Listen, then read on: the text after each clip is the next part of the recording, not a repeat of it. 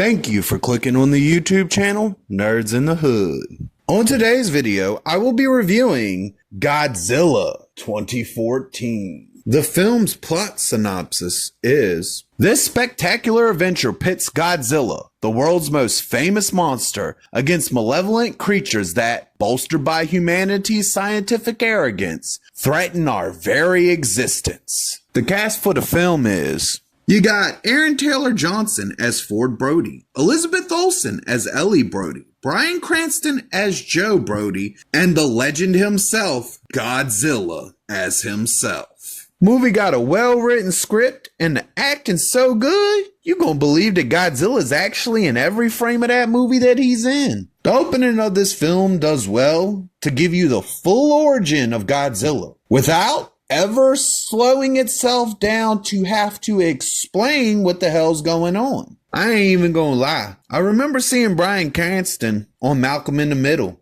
and I ain't seen him since then, and that's been a while. But I was really happy to see that this man is still giving his all to every role he seems to be in. The film does well with its sets, when it actually uses real sets, to make them look real and feel lived in. This is the film that kicked off Legendary's Titanverse. It is the first in the series, and the rest of the films line up with it really well. They found a way to take what Marvel did with the MCU and work it to fit Godzilla. The film being a universe type film that will expand itself, it does amazing things to drop little Easter eggs for some of the Titans that will be appearing in future films, including King Ghidorah and Mothra. The soundtrack for this movie is phenomenal. From Godzilla's theme to any other musical moment within the movie, this movie's soundtrack delivers and is even worth owning. The movie is so well written, it has great action moments, epic drama, beautiful fights, and a lot of emotional moments that land perfectly. Though this is a movie that's supposed to be about Godzilla, they chose to go with a more human-focused story. We do get good build-up to the reveal of Godzilla, but Godzilla could have been in it for at least one more fight scene, and it would have probably helped the movie a little bit more. This is one of them films where the CGI is actually so good, you believe that a 500-foot dinosaur is really on screen. You can't even tell that he's CGI in the movie because of how well detailed and amazingly executed. This movie not only captures the size of these Titans, but shows that they are extremely powerful and how much destruction that much power can cause. And that alone is a little bit scary to think about. This film presents Godzilla as a force of nature that is meant to keep the balance of the planet. And the movie does well to deliver that version of Godzilla. The Mutos are an original design for this film that was created specifically for this film. And though the design isn't as detailed as Godzilla's design, the simpleness of the detail actually works with them and distinguishes them in how they're different from the Big G himself. First film I ever saw Aaron Taylor Johnson in was Kick-Ass. I had seen him in Avengers Age of Ultron, and now I've seen him in this. And I will say, the man has acting chops. He does really good in his job and really well with delivering in his roles. Whether the script is there or not doesn't matter, because this is the type of person who likes to give 110% to his performances. And you can tell in every role, even if, like I said, the script isn't there. He is. The film did really well in making the Titans animalistic and making you feel like they were animals.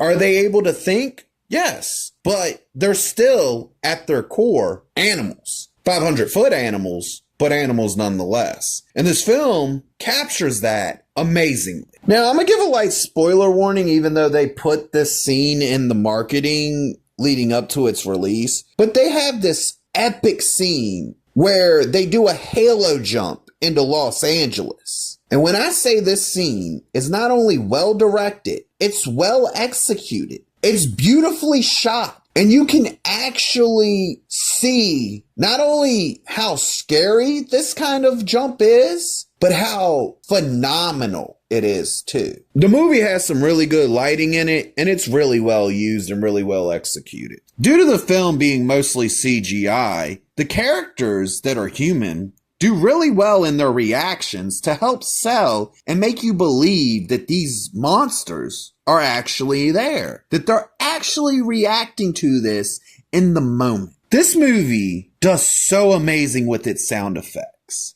From Godzilla's beautiful roar to the clicking noise that the mutos make to communicate with each other. I found myself loving the sound effects in this film. This movie, explosions are so damn good. Michael Bay probably watches this movie a lot. Now, thanks to the fact that these titans are animals, they can't really talk. So the film found a unique way to deliver their emotions through facial expressions. And when I tell you, you can tell what these monsters are thinking based off their facial expressions, you can literally tell when Godzilla's had enough of it and is done with it just by a single facial expression. And that's something that really stood out to me in this film and was really amazing. Now, we all know Godzilla has his atomic breath, and a lot of people will tell you it's one of his key features.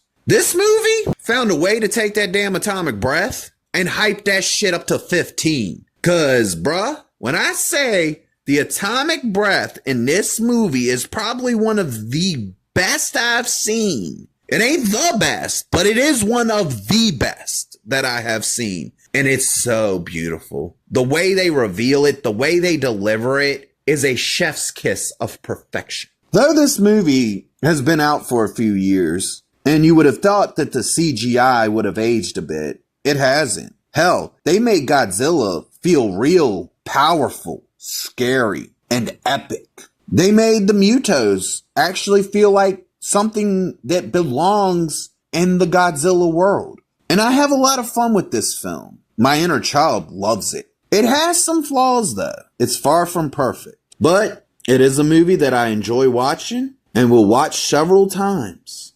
It's still not the best of the Titanverse movies though. This film receives the rating of, I'm actually entertained. If you liked the video, please click the thumbs up. If you disagree or agree with me, please leave a comment. And if you really want to see more of me, please hit that subscribe button.